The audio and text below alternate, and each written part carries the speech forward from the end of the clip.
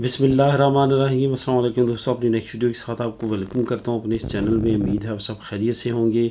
तो चलते हैं आज की अहम न्यूज़ की जानब। सबसे पहले तो हम बात करेंगे कि बच्चों की जो नई इमदाद है, जो कारगो दी इखुस के नाम से आई है 2022 के नाम से, उस पर तफसीली बात करेंगे क्योंकि इसके बारे में काफ़ी फैमिलीज़ की तरफ से कमेंट्स आए हैं। इस पर मज़ीद जो है आप लोगों को कुछ अहम मालूमात प्रोवाइड करूँगा। आगे नेशनल पुलिस की एक नई कार्रवाई शुरू की गई है। वो कार्रवाई किन के अगेंस्ट है, कौन सी ऐसी एक्टिविटी है जिसके अगेंस्ट ये कार्रवाई हो रही है और किन लोगों के ख़िलाफ़ हो रही है, इस पर बात करेंगे। अरेगो सोशल वालों की भी एक अहम कोशिश, अरेगो सोशल में कुछ तब्दीलियाँ लाने के लिए अहम कोशिश की जा रही है और उम्मीद है कि इसके बारे में कुछ ना कुछ डेवलपमेंट ज़रूर होगी।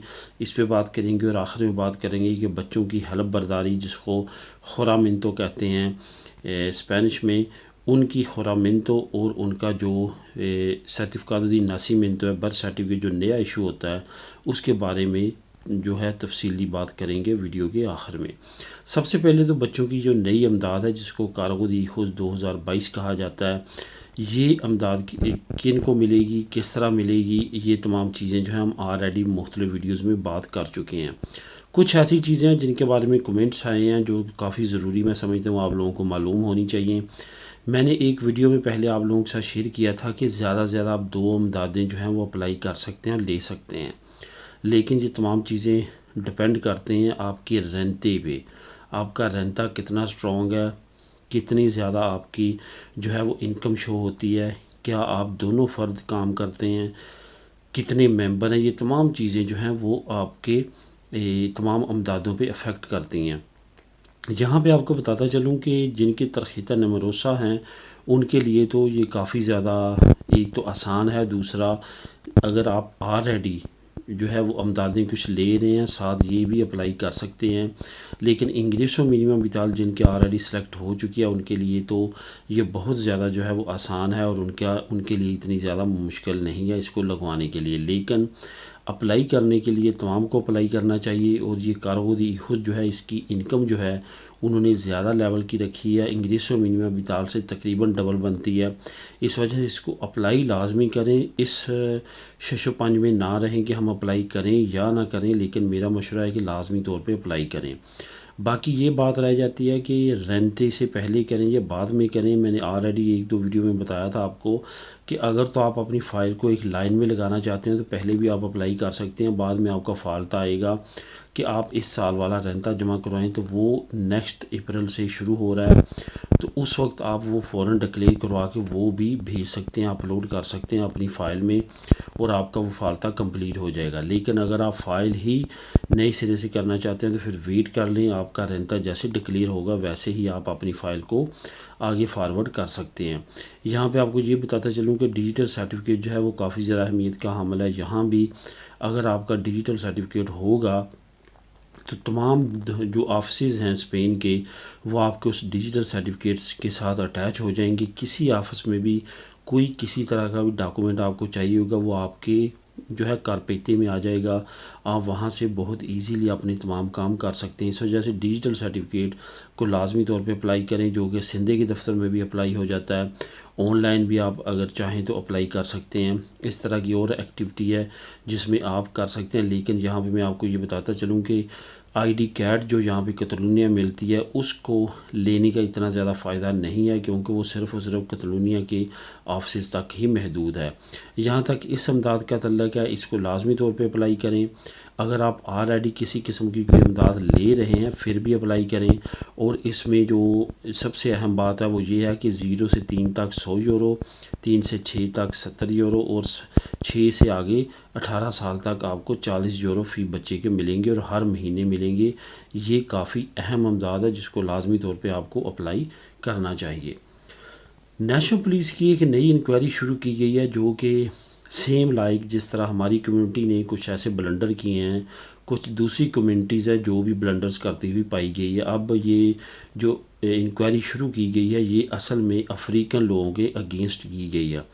अफ्रीकन लोगों में भी एक है ऐसा ग्रोह, एक ऐसा माफिया जो है वो एक्टिव हुआ था, जो अभी भी एक्टिव है, जिन्होंने बेशुमार लोगों को गलत किस्म के सर्टिफिकेट जो है वो बना बना के दिए ताकि वो नेशनलिटी ले सकें।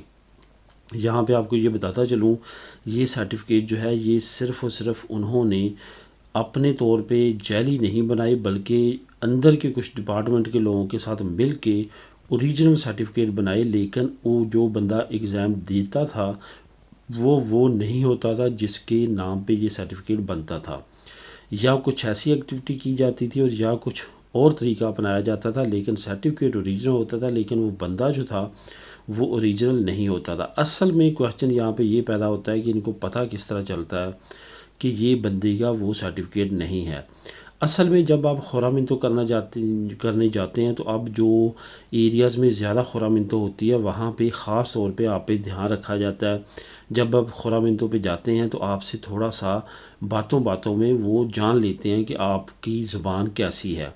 अभी रिसेंटली कुछ केसेस ऐसे हुए हैं, शायद मैंने आप लोगों के साथ एक केस डिस्कस भी किया था कि जो बंदा खुरामिनतो देने गया, ये बार्सिलोना की बात है, और वहाँ पे उन्होंने जब उसके साथ बातचीत की तो उन्होंने जज किया कि इस बंदे की ज़ुबान तो बिल्कुल ज़ीरो है, ओला के अलावा इसको कोई लफ्ज़ और नहीं आता। तो उन्होंने उसके साथ डिटेल के साथ पूछा, लेकिन वो जवाब देने में कासर रहा क्योंकि उसको तो ज़ुबान ही नहीं आती थी।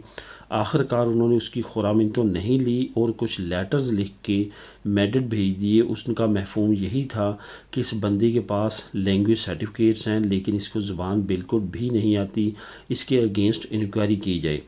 उसके बाद उसकी नेशनलिटी को रोक दिया गया और इंक्वायरी स्टार्ट हुई, और ऐसी इंक्वायरीज़ की सूरत में फिर यही रिज़ल्ट्स निकलते हैं जो इस वक्त मुख्तलिफ कम्यूनिटीज़ के अगेंस्ट नेशनल पुलिस कर रही है। उसके बाद जो मैंने कल आप लोगों के साथ शेयर किया था वो भी एक्टिविटी है, उससे भी पता चलता है कि इन्होंने 2 नंबर या गलत जो है वो सर्टिफिकेट बनाए हैं। इस वजह से काफ़ी ज़्यादा जो है इस वक्त सख्ती हो चुकी है, ऐसे किसी भी काम से आप इज्तनाब करें। अरेगो सोशल वालों की नई कोशिश, मेड्रिड में काफ़ी बड़ा एहतजाज ऑर्गेनाइज़ किया गया।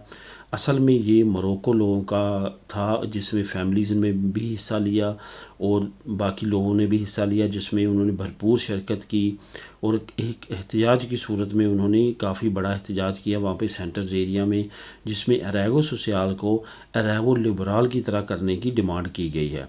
मतलब ये कि 3 साल की बजाय 2 साल पदरोनामितो रखी जाए, उसके बाद जो कॉन्ट्रैक्ट की शर्त है वो ख़त्म की जाए, इजाज़त दी जाए कि वो ख़ुद भी अपना भी काम अगर करना चाहें तो कर सकते हैं, और जो कॉन्ट्रैक्ट वाली शर्त है उसको नरम करने के लिए एहतजाज किया गया है। और ये भी कहा गया है कि इस एहतजाज को बढ़ाया जा सकता है, अगर हुकूमत इस पर कोई एक्टिविटी नहीं करती तो इसके अगेंस्ट मज़ीद बड़े लेवल पे एहतजाज किया जा सकता है।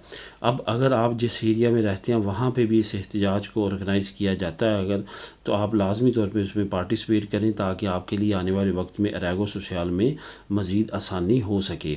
इसमें आपको बताता चलूँ कि कुछ पॉलिटिकल पार्टी जो ख़ास तौर पे पसोई कि ख़ुद अपने जो एरियाज़ के एमपीज़ हैं उनकी जानब से भी इसको सपोर्ट किया गया है कि इनको भी रायत मिलनी चाहिए कि ये 3 साल का अरसा काफ़ी ज़्यादा 2 साल का अरसा किया जाए और कॉन्ट्रैक्ट की जो प्रॉब्लम्स हैं उनको आसान किया जाए ताकि तमाम को इक्वल राइट्स मिल सकें। बच्चों की हलफ बर्दारी के बारे में और उनका जो नया बर्थ सर्टिफिकेट रजिस्टर सिविल से इशू होता है, इसके बारे में काफ़ी लोगों की तरफ से, फैमिलीज़ की तरफ से कमेंट्स आए हैं।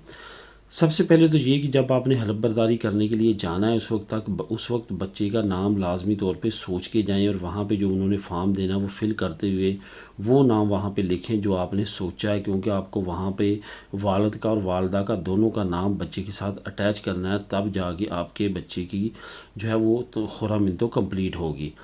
उसके बाद क्वेश्चन ये बहुत ज़्यादा आए हैं कि बर्थ सर्टिफिकेट मिलते हुए कितना अरसा लगता है। देखिए, अगर आपका बच्चा यहाँ पे पैदा हुआ स्पेन में, जिस रजिस्ट्रो सिविल में आपको बर्थ सर्टिफिकेट इशू किया था या लिब्रो दी फैमिलिया इशू की गई थी, अब आप उसी एजेंटा उसी रजिस्ट्रो सिविल में उसकी हलफ बर्दारी करवा रहे हैं, तो आपका बर्थ सर्टिफिकेट ज़्यादा टाइम नहीं लगेगा, 15 दिन महीने में आपका बर्थ सर्टिफिकेट आ जाएगा।